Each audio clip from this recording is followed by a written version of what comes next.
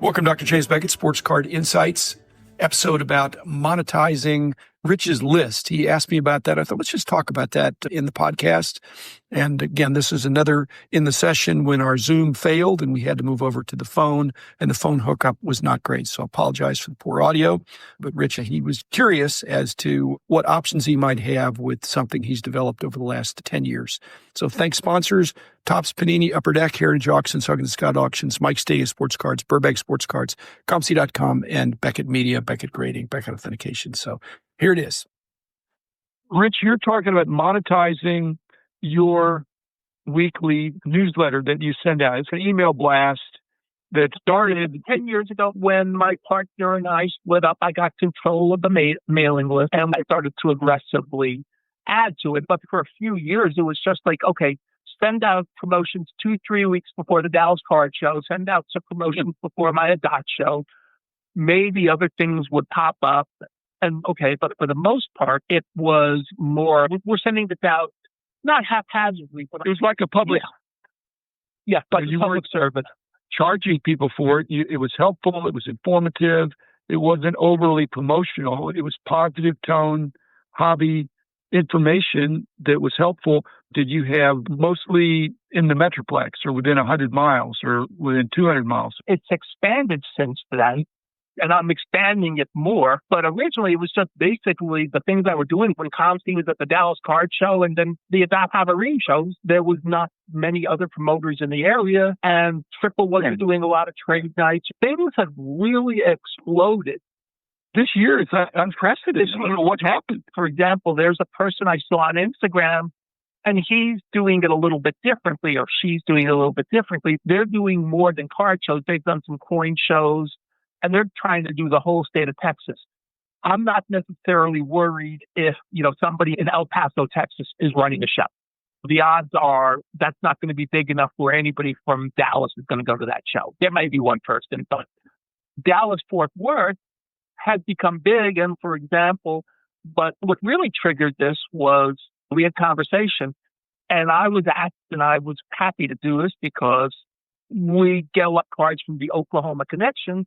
They asked me to add their show in Oklahoma City the week before the Dallas Card Show, and that was easy enough. And I realized there's more to it, and there's trade nights. What's your plan for monetizing it? I guess of getting sponsors, whether you're charging or whether there's any handshake between Kyle or Kevin or any of these people that you're serving. Are you charging them, or do you get some kind of a promotional credit or something like that? Secondly, who else is doing this in other regions of the country? Because it seems like it's a good service. I don't think anybody's doing this in the rest of the country. I would certainly love to know, because the rest of the country is very active as well. This is just something I've fallen into accidentally. I've gotten a couple things already, but there was really no game plan. This we're doing in real time. I added Larry DeLuise Waco show, which I had not done previously, and I also saw that a person who had done my old Comfort Inn show now has a store in Fort Worth, and I noticed on Facebook he's doing a trade night, so I added that as a courtesy. And I've had promoters reach out to me to add stuff and do stuff, or to send separate, but this is really happening in real time, and I thought it'd be an interesting discussion because you had something similar, but the sales for the first 20 or so issues of Beckett Baseball Card Monthly, it was pretty flat, if I remember correctly. Not a lot of explosion until after, let's say, issue 20. Did you have any plans in mind to explode, or were you happy? Rich, it's different in this way. Even though it's labor of love, it wasn't intended to be free. And in fact, we didn't really even give away free copies. They had to buy them. It was on consignment. They could send them back if they didn't sell them. For the dealers and the collectors that subscribed got them. But yeah, it took a couple of years before it got rolling. But for you, you've also paid your dues, but you're mainly non-revenue, I think. Your revenue comes either from the people that get the newsletter or from show promoters or other kinds of sponsors. Right from the get-go, we were selling a magazine, and most people got it. Number one reason was the price guide, but the show calendar was a really big deal too. And the editorial package and some of those things had reasons. If you're going to be not selling an email newsletter, because most of them are not sold unless there's like a Patreon version, you're going to need to have revenue from either the show promoters or the stores. And in fact, Rich, they could pay you in non-cash. They could pay you in product. They could give you a product in return for you to do that. And they could also pay you by giving you access to some of their email list. So they don't have to send something out and you'd be doing a service to them. They don't have to worry about it. They know you and your reputation for being a fair guy and straight shooter and getting things out there that are good for the hobbies. But they may not like the fact you're being so inclusive that you're including the competitors. That was the big problem we had in the magazine. If we were to take ads, then dealers, why am I going to sell a magazine that has an ad for my competitor in it? And we'd say, well, you should have an ad in there too. But for the people at the competition, they can always ask in some way for me to do a one-off. I write it as bullet points now. So all I have to do is expand the bullet point a little, and that's not really hard either. When you think about charging, the proof, they'd want to know, how do I know this is effective? And you ask the people that get it to let the promoter know that this is where you heard about the show and stuff like that. Can quote the numbers from the email service I use about what the open percent is, how many subscribers I have. And sometimes I can tell you that the open percent means that even more people than that are opening it, because some email services lets you look at your tell people it's actually higher than that percent. One day, Bo Spencer Thompson in his Hobby Evolution chapter was talking about his percent of people opening email. It turned out the percent that he had people opening email was about the same as my percent. Mm-hmm. So I've got pretty good backup that a certain percent of the hobby will open just about every email. But do you have to bring this email to the show or the event and get $1 off? Then they No, but that's a great idea. That's why I wanted to check with you. Show the email to the promoter and get $1 off. Hey, that's something. You know what the problem is on that? A lot of these new shows are free admission. Even Kyle has free admission on some of these pop-ups. It's hard to compete with free. I will tell you, a lot are free, but a lot charge money too. It's almost 75-25 where they charge. There's the occasional freebie. I did go on Saturday to the competition show / really wasn't a trade night. It was really a show / party about 5 minutes up the road from Kyle's show, because I was pretty much done with everything I wanted to do at Kyle's show. So I went up there. I was curious. The vendors were outside. Thankfully, it was a nice day to be outside. And it was only 3 to 7, so it wasn't too bad. If you could have a wristband from a show and they gave you a ticket for a free meal, buy a free meal and free drink. They weren't actually providing that necessarily outside. There was a little pub or bar behind the show that you went into to order your meal. And you had 3 things you could order from and get your free drink. It was mostly Pokemon, but it was an innovative way to do an event. So kudos to the innovativeness of how that was. Rich, we did some of that stuff when we were doing our show trips back in the 80s, 90s, maybe even early 2000s, but mainly the 90s, where there would be shows 15 minutes apart, and our analysts, you or me or anybody who's going, would try to hit both. And it was interesting, different dealers, different ambiance, and one would be a little bit bigger usually, but the smaller show, there's some people prefer to go to a smaller show. I once, before Mount Clemens exploded, I either did 6 or 7 shows on a Sunday in the Detroit area one day. When I was living in New Jersey, we could do multiple shows.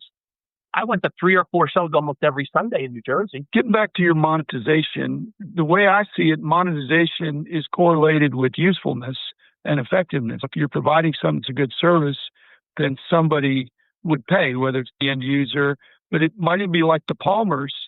If they're set up at a show, they could say, bring this in for 10% off, non-wax. I don't think they want to discount their wax, but from our boxes of sales, $10 minimum, 10% off, just show this email. That's a great idea. By the way, the Palmers had a great show at the Dallas Cards. I looked and I saw empty space on their table. They started with 8 showcases. By the time I left on Saturday, they had to switch from 8 to 5 showcases. They had literally sold 3 showcases worth of cards. That's not a surprise. Who didn't have a good show? Good point. It looked strong. The aisles were really crowded. Yeah, my new technique now, Rich, is sit behind the table. Make a friend, get behind the table. If you're out in the aisle, you get jostled and people looking over your shoulder and all that. And the new configuration of some of these booths allow for somebody to be on either side. You've noticed that too. It's probably safe. Well, thankfully with Kevin's table, you could do that. You, I, and Shane were all at the same table. That was on Thursday. And when I hit Stan's table Saturday morning, it was before the show officially opened, so I could stay in front of the table. But yes, going behind the table or going where you can put up a chair matters. It depends on the individual vendor, but I was very happy with what I picked up at the show. I just said, welcome to my office for the foreseeable next few hours so people could know where to find me and we could visit and I could slog through some cards.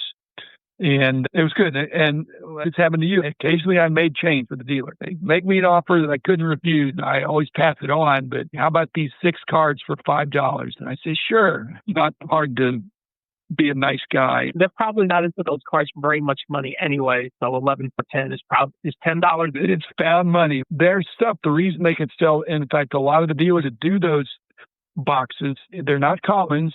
And they're not superstars or they're not high demand cards. I like the 3 things that we've discussed. One, I'm going to call it featured dealer or featured person or persons. Show this email for 10% off or whatever. Or individually tailor an email blast for a specific person. Those are the 3 takeaways I've gotten from this. You're an excellent writer, Rich. Basically, anything that gets you writing, and you're more than PR. I mean, there's a PR aspect to it, but it's substantive. And so any of your writings, not that you're touting what cards to buy or something like that, but you can add content that would be hobby interesting, that would make people want to open it and not just think it's all promotion. Rich is telling me what's going on and giving me some reminiscences and maybe giving a summary of what a dealer has. It's what it would be like, Rich, would be like an old school version of Mascot, where you're telling people what some of the dealers have at the show. It's not a digital product, but when you're at the show, here's some featured dealers and here's what they're bringing. They provide it to you and you'd spruce it up because, like I say, you're an excellent writer and editor. For example, one of my friends, I did send the blast out for his auctions. And when I sent the blast out for his auction, he had sent me a list like 20 items that he wanted featured. I ended up using 2 of them. I did it more as a folksy thing. I've known him many years, and he does the show with his wife, loves selling stuff. And so the wife was the better half of the partnership. And he told me he got a really good response. And he could tell because he was having that blast done at different times, so he could track when he was getting response. And he told me he actually got some new bidders out of it. Rich, if you were to increase the promotion aspect of it, without making it too over the top, which I don't think you would do, making it helpful. You're giving them information they think is helpful, and you're not over promoting or sensationalizing something. You're just saying, hey, here's the dealer, here's what they've got, or here's what they're offering at that show. That'd be helpful. And for every show, before I jump in my car and drive 45 minutes, I'd like to know that it's going to be worth it. Nowadays, it's a 20-table show I'm running. But I tell people it's a digger show, but I definitely want to see your showcase stuff too. I always want to have some variety. I'm hand selecting the dealers. It's not just variety, it's fresh variety. The other thing I'd like to see, if you were going to incorporate, is for some of these shows, I know the Palmers are going to be there, but I don't know if they're going to have fresh inventory, if it's going to be the same as the 2 shows before. And so if there's a way to highlight the dealers that are at some of these events, they could tell you, hey, I've got a new autograph collection I just bought and I'm rolling it out and it's going to be debuting at the show. Because these smaller shows, if the same dealers come with the same inventory every time, that's not very enticing to me. But if I already like the dealer and I found out they bought a big collection, they're merging it in, I would make a special effort to go. And that'd be valuable to me. That could be a newsletter because you're already talking to a lot of people anyway. They would do the work in the sense they'd report it to you.